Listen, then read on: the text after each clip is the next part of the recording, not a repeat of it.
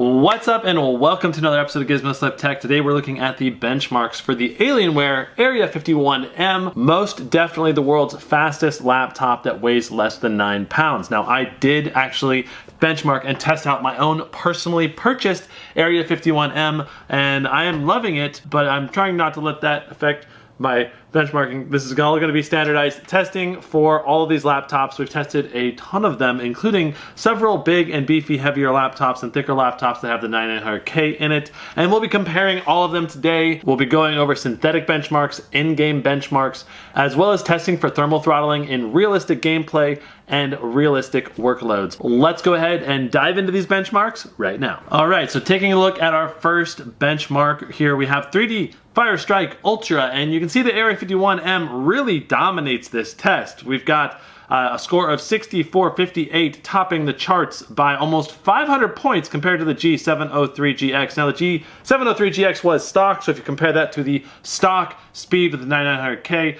looking at 6111, so about 160 points behind the Area51M. And you gotta keep in mind that the G703GX is probably the most directly comparable laptop to the Area51M. The G703GX is a 10+ pound laptop, extremely thick, very heavy, even thicker and heavier than the Area51M. So the fact that the Area51M is outperforming the G703 is really, really impressive. Now the other laptops we'll be comparing the Alienware with today is the Eurocom Sky X4C. This is a laptop that features the 9900K, but it features last year's GTX 1080. So when it comes to raw graphical performance, you can see the Eurocom Sky just doesn't really compete. But in games that are more CPU bound, you will see the Eurocom actually beating out the heavier, bigger G703GX. Now the MSI GE75 Raider is a much thinner and lighter machine, coming in at 5.9 pounds. It does feature a full RTX 2080, but because it is thinner, it does have a much weaker CPU with the 8750H.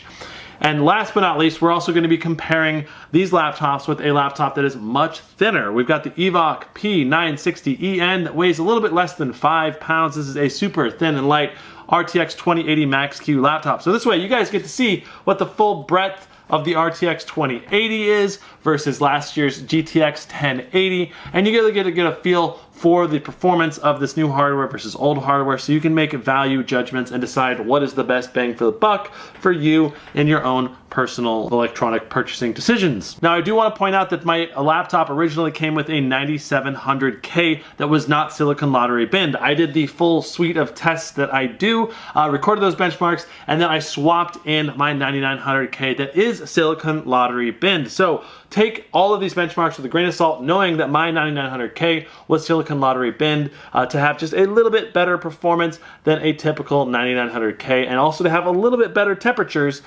than most 9900Ks. Now I have seen a bunch of benchmarks out there, and I've seen some 9900Ks that are quite a bit better than mine. So mine's still not the very tippy top best of the best that you can possibly get, but it is definitely in the top probably 10% of chips out there. Taking a look at 3D Mark Time Spy graphics, we have a score of 10,815 from the overclocked Area51M. And of course, when you look at the stock settings, we're about 200 points above the G703GX, which is really, really good. The GE75 Raider did really, really well. And the Evoc P960EN, that Max-Q graphics card is really being power limited here and is really underperforming compared to these full RTX 2080s. Taking a look at 3D Mark Port Royale, you can see that the Alienware Area51M again is being consistently faster than the G703 and is dramatically faster than the Max-Q version of the laptop. So I mean, you're gonna get dramatically better frames per second in RTX titles with a full non-Max-Q RTX card. For those of you that don't know the 3D Mark Port Royale graphics benchmark, that is just simply the RTX benchmark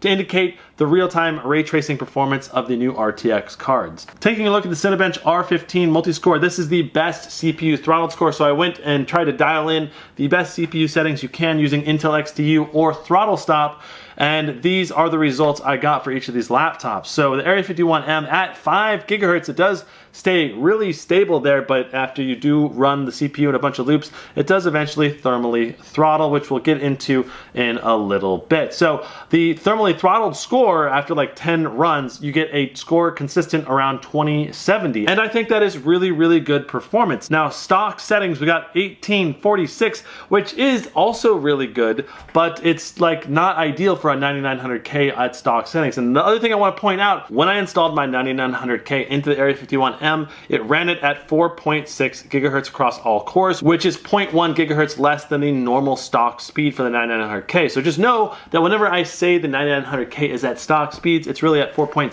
gigahertz because it's stock Area 51M speeds. With the i7 9700K, I did get a best throttled score of 1530, which is pretty good, but the 9700K does pull a lot of wattage, just about as much wattage as the 9900K, and you don't have the hyper-threading. So I mean, if you're looking to do CPU rendering, like with the Cinebench or with Adobe Premiere or what have you, the 9900K is obviously going to be the best bet. Now, the 9700K is absolutely no slouch, still beating out the Asus G703 with a score of 1475.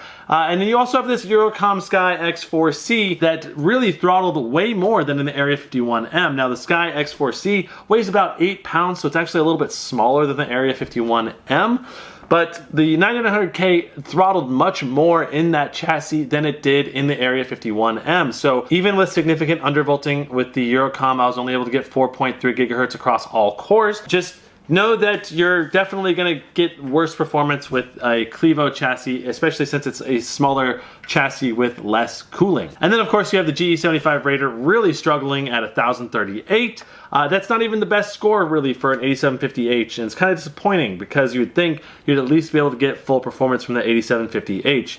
And then you also have the Evoc P960EN pulling a 1173, which is quite a bit better than the GE75. So obviously the best possible performance is in the Alienware Area 51M. Moving on to some games, here's a snapshot of the performance of the Area 51M across all 5 of the games that we test. And you can see that it's getting exceptionally good frame rates in all of the titles. Even Far Cry 5 on Ultra, it's hitting an average of 124 frames per second, which is the highest I've ever seen. And The Witcher 3, also an average of 124 frames per second with all settings set to Ultra. Let's go ahead and see how this performance stacks up with these other laptops. Now for testing Apex Legends, I did do the test in Training Grounds, and the reason I did this is because if you test it in the traditional map, you'll have a lot more variance in your frame rates depending on how many players drop in your specific area that match. So you can see that you do get quite a bit more frames per second when you do overclock the CPU and GPU, jumping up about 22 frames per second. Now when we test these games on the lower settings, just know that they will tend to be more CPU bound versus GPU bound. I think that's going to be a really important factor to keep in mind when looking at these benchmarks. Moving on to Far Cry 5 Ultra settings, we have the best performance I've ever seen from the Area 51 with the overclock of 124. Now when it was on stock settings, we only got 1 frames per second more than the G703GX. So the G703GX is very competitive with the Area 51M, especially in this title. Now another thing I want to point out is that the RTX 2080 is outperforming the GTX 1080 from last year at 101 FPS from last year to 116 and 115 comparatively speaking. So that's about a 15% improvement overall from generation to generation. The Witcher 3, we really see an even bigger gap in improvement with the GTX 1080 versus the RTX 2080, jumping up from 89 frames per second in last year's Eurocom up to 113 FPS. Now, one of the big surprises here with The Witcher 3 is how well that GE75 Raider did at 119 FPS in this test. And I think this goes to show you that this is predominantly a GPU bound game, especially since we have the weaker 8750H in the GE75 Raider. Now with the overclock to the Area 51M, we do have the best possible performance at 124 frames per second. Taking a look at the PUBG Yasna run. Now this is running through a specific section of the map in PUBG from point A to point B and measuring the average frames per second. We have 140 FPS with the Area 51M overclock, But the standout stock settings is actually the Eurocom Sky X4C at 138 FPS. And again, this test is going to have a little bit of inconsistency because this is being done on a live match server. So you have different varying player counts in different parts of the map, and that will affect your results at least a little bit depending on how many people drop near you. Now the Fortnite divot run is done on the playground mode. So this playground mode test should be very consistent from time to time. Now, Fortnite did recently update their map, but this testing was done before they did all these dramatic lava changes. So we should actually have really consistent results for this test, but the future tests, it's going to be hard to be very comparatively fair. So the Area51M does win out by 2 frames per second over the Eurocom Sky X4C, but you can see that the overclocked processor and the overclocked GPU did make a dramatic difference in this test with a little bit over 50 frames per second improvement from stock settings. So what this means is that you're looking at a very CPU bound test. The Eurocom Sky X4C did in fact have an overclock on the 9900K, but I don't think I documented exactly how much I overclocked it at the time. Taking a look at the Adobe 4K render time, lower score is better. We have the Area51M coming in at 5 minutes and 35 seconds, actually with the 9700K processor, and this was an extremely weird test to do on the Area51M. Now, whenever I run Adobe Premiere and render something out, I only see about 40% CPU usage, and I only see about 55 degrees Celsius or maybe 60 degrees Celsius average CPU temps, which is not normal, and I don't know why it did this. Now, I will say that I did do a fresh install of Windows, and I tried running Adobe Premiere and did the same test before I installed Alienware overclock controls. And the weird thing was I had 100% CPU usage and really high temperatures. It hit 100 degrees Celsius very quickly. But the weird thing was the moment I installed the Alienware OC controls, whenever I rendered video in Adobe Premiere, I only saw that 40% CPU usage, which was really, really weird, especially since this is the best render time that I've ever seen in a laptop. So it was like a very low CPU usage, very low temperature, but we're still getting really good performance. I don't know what they did. I don't know what magic Alienware/Dell did to make this work at a lower processing percentage and lower temperatures, but I like it. And I'm grateful for it because I render a lot of videos in Adobe Premiere. I'm stoked to have a very cool and quiet machine when doing so. Now it's time to take a look at some of the temperatures on this machine, especially depending on which fan profile you set it to. Taking a look at the Cinebench R15 temperatures. Now I did 10 consecutive runs with no breaks, and I measured the average temperatures using HW Info. You can see that the max temperature did spike up to 98 degrees, but the average temperature with max fans only hit 90 degrees. Now when I reduced the clock speed to the stock speed at 4.6 gigahertz, we hit 94 degrees max temperature with an average temperature of only 88 degrees. Now keep in mind, this is in a room at about 73 degrees Fahrenheit, and if you are in a warmer room, you're going to get warmer temperatures on the CPU, and you're probably going to want to reduce the clock speed even further. And if you're in a colder room, you might be able to even amp the clock speed up just a little bit. Next up, we have the Far Cry 5 CPU and GPU temperature tests. Now for all of these tests, I did the exact same spot in Far Cry 5, where we're getting about 200 watts pull on this GPU and about 80 watts pull on the CPU. So we're talking about a very heavy load on both the CPU and GPU and generating a lot more heat. So this test is more stressful than just playing the game in random areas, because typically you're not going to be pulling 200 watts constantly from the GPU. So taking a look at the top two lines, we have the max fan temperatures. The GPU hit 78 degrees and the CPU hit 85 degrees. Now this is with the overclock. So this is going to be a high load on overclock settings. We're still only getting 78 degrees on the GPU. That is insanely good. The CPU only hitting 85 degrees. And again, this is a dual heavy load. So I'm really impressed with these temperatures. These are very solid temps where we saw zero throttling in one of the most demanding titles that you can possibly play. Now when I change the fan profile to the balanced mode, the fans start fairly quiet, but as you keep playing the game and the temperatures ramp up, the fans also ramp up to be almost as loud as the max fan mode. Now the average temperature for the GPU was 81 degrees and the average temperature for the CPU was 91 degrees, and I don't really love a temperature of 91 degrees, but it's okay in this situation because these chips are designed to go up to 100 degrees Celsius before they start throttling. Now when you do the same test on stock settings, you get quite a bit better temperatures, only reaching 72 degrees with max fans enabled for the GPU and 77 degrees for the CPU. And then when you do the balanced fan profile, you do get quite a bit higher temps at 80 degrees and 84 degrees. Now I want to talk for a second about the fan profiles of the Area51M. Depending on which fan profile you set it on, you can have different power limits applied to the CPU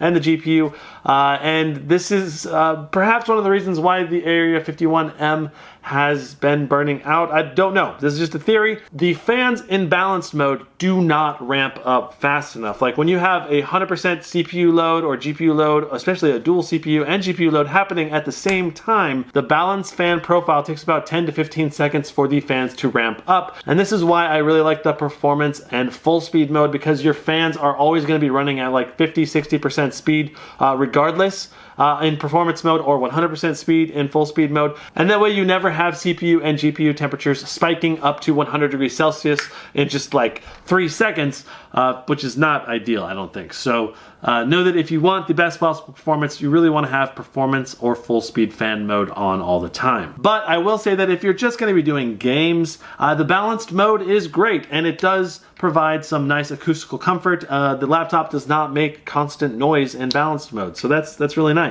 But the temperatures are also going to be a little bit higher. And in some games you might get less performance because you're not going to want to overclock your laptop because you're worried about the temperatures, right? So in my mind, I would just leave it at performance mode, and then I would overclock the laptop, and you're going to get really good temps and really good performance.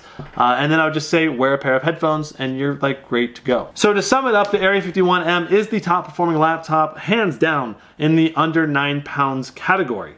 But you're gonna get some really good performance depending on the title, even with a thin and light laptop like the Evoc P960.